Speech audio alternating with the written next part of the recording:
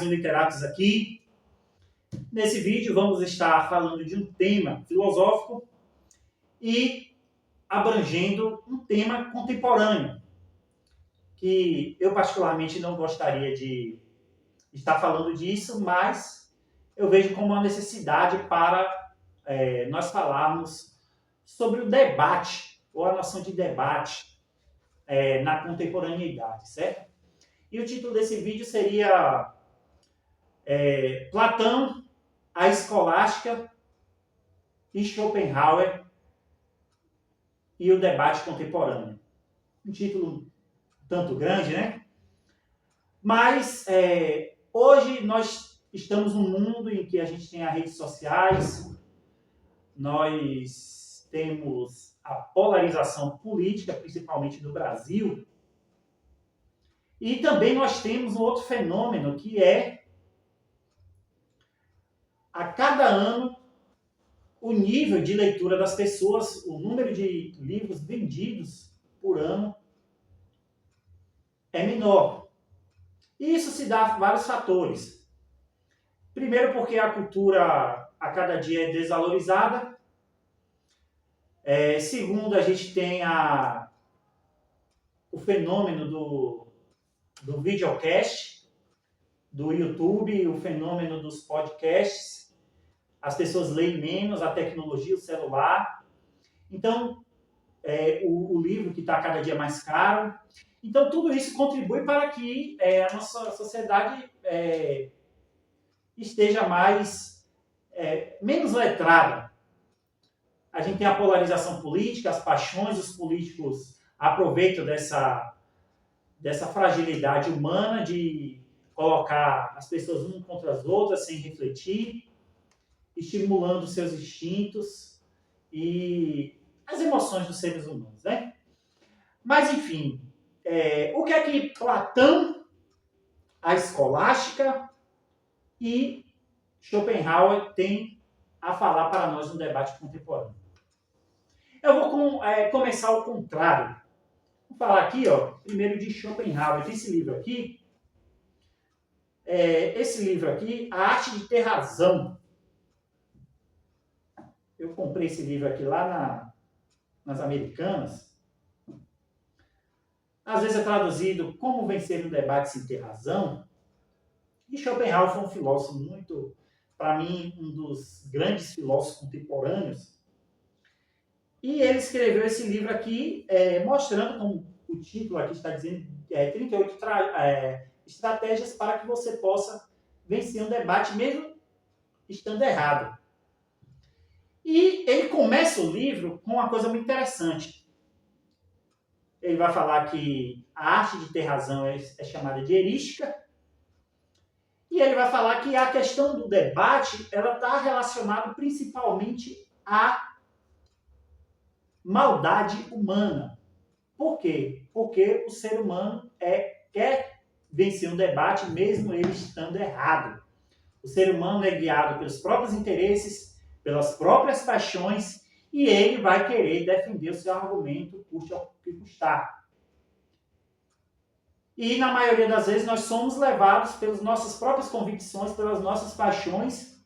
E o problema fundamental do debate não é a questão formal do debate. Não é se o debate está certo, está errado, só se estamos usando a estratégia certa, ou se queremos buscar a verdade. O ser humano não quer buscar a verdade. O ser humano quer buscar defender seu ponto de vista. Né? Então, a grande questão é essa. Quando a gente fala hoje no mundo contemporâneo, as pessoas querem defender seu ponto de vista. E quando você vai fazer uma pesquisa sobre uma informação sobre um determinado político, que você é contra, você vai querer uma informação que venha denegrir ele. Você vai fazer uma pesquisa, você vai ter livros na sua casa que defendem o seu ponto de vista. Raramente você vai ler algo que é contrário ao seu ponto de vista. Por quê? Porque o ser humano ele quer ter a razão. E essa é uma grande questão sobre quando a gente fala de debate. E é aquilo que a gente vê em grande parte dos debates nas mídias sociais e tal. E aqui Quando a gente fala de Platão, aqui eu estou aqui, dos diálogos de Platão, a gente tem que pensar que a grande parte dos escritos de Platão foram em diálogos. Então você tinha várias pessoas conversando, mais de uma, duas ou mais pessoas conversando, tinha um tema no centro do debate e eles iriam debater aquele tema. E o que a gente acha de interessante de Platão? Por quê? Porque Platão tem os seus maiores escritos em diálogo. Primeiro porque na sua teoria, na sua epistemologia, na sua metafísica, o diálogo estava no ponto alto do conhecimento. Então você tem os 3 níveis de conhecimento. A opinião, aquele que está na opinião, que é correlato do mundo sensível. O mundo sensível é o mundo da opinião.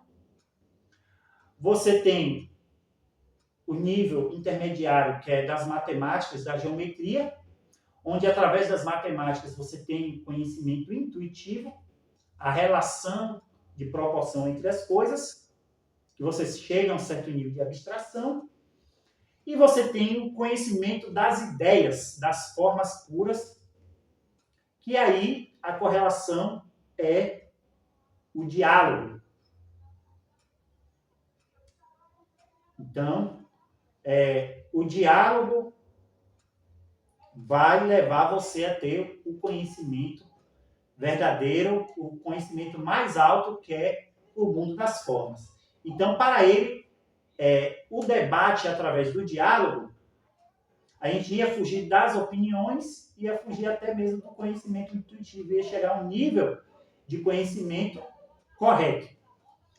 Mas o que tem de especial no diálogo ou no debate? Em Platão.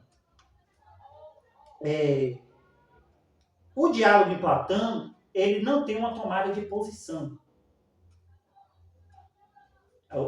A ideia do diálogo não é você tomar uma posição a favor de algo, mesmo que os interlocutores defendam uma tese e o outro defenda a outra sobre aquele tema. Mas o objetivo é chegar à verdade. E é tanto que alguns dos diálogos de Platão, eles vão chegar a uma inconclusão. Ou seja, aqueles debatedores, eles não vão chegar a um consenso sobre aquele tema. Ou seja, isso se dá pela honestidade do diálogo. Né? Então você vai ter lá o diálogo que você vai chegar a uma conclusão e outros diálogos não vão ter conclusão. E a grande questão também do diálogo é que você vai ter uma oposição ao seu pensamento. Você vai mostrar o lado do outro daquilo que você pensa. Para que serve o diálogo? Para você mostrar as objeções àquilo que você pensa. Por isso que você tem os tratados filosóficos, em geral, vai emitir a opinião daquele autor. E não vai ter necessariamente um direito de respostas. Claro que você vai ter outros filósofos que vão escrever em diálogo, como Santo Agostinho. Você vai ter Berkeley, vai escrever diálogos. E você vai ter alguns livros que você não vai ter o diálogo, mas você vai ter as objeções. Como, por exemplo, alguns livros de Descartes, você vai ter objeções e vai ter ele respondendo. Filosofia moderna vai ter muito isso aí. Mas a ideia do diálogo é justamente para que você tenha uma objeção ao seu pensamento. E a ideia do diálogo em Platão é a ideia de que eles não estão defendendo um ponto de vista. Eles estão procurando a melhor resposta. E às vezes eles não vão chegar a conclusão nenhuma, porque a honestidade é tanta do diálogo platônico que eles vão falar, rapaz, a gente chegou aqui num consenso, todos os interlocutores, de que nós não chegamos a um lugar, a uma posição. Entendeu? Então, por isso que a maioria dos dos escritos de Platão são diálogos, porque para ele é a melhor forma de chegar ao conhecimento exato, ao conhecimento correto.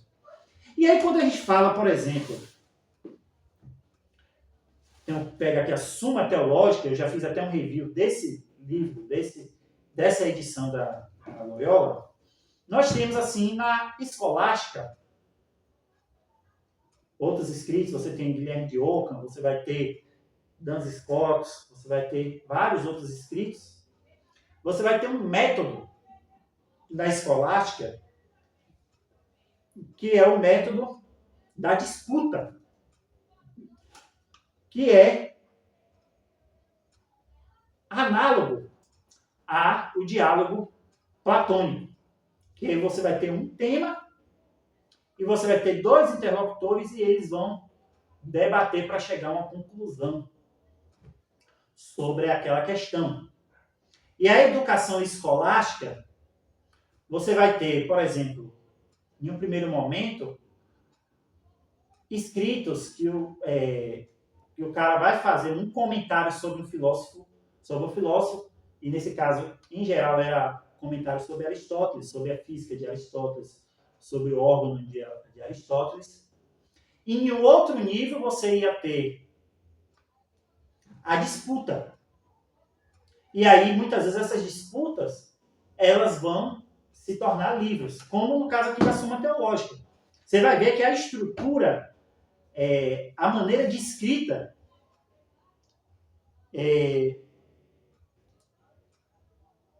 a maneira de escrita é como se fosse um debate. Eu vou ler aqui, pegar uma parte aleatória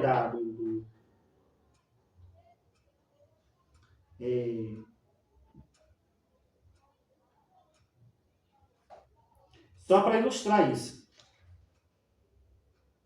Vou pegar aqui, artigo 2. A doutrina sagrada é uma ciência? Então, que está em debate nessa disputa é esse problema. Aí o primeiro ponto. Pois toda ciência procede de princípios evidentes por si mesma. Ora, a doutrina sagrada procede dos artigos da fé, que não são evidentes por si mesmos, pois não são aceitos por todos. Pois nem todos têm a fé, diz o apóstolo na segunda carta de Tessalonicenses. Logo, a doutrina sagrada não é ciência. Ademais, não existe ciência do singular. Ora, a doutrina sagrada se ocupa em casos singulares, como, por exemplo, os feitos de Abraão, de Isaac e de Jacó, que têm semelhantes. Logo, a doutrina sagrada não é ciência. Aí, em sentido contrário, você vai ter uma objeção, né? Agostinho disse, essa ciência pertence apenas àquilo pelo qual a fé, bem salutar, é gerada, alimentada e defendida e corroborada. Ora, tais funções não pertencem a ciência alguma, a não ser a doutrina sagrada. Logo, a doutrina sagrada é uma ciência.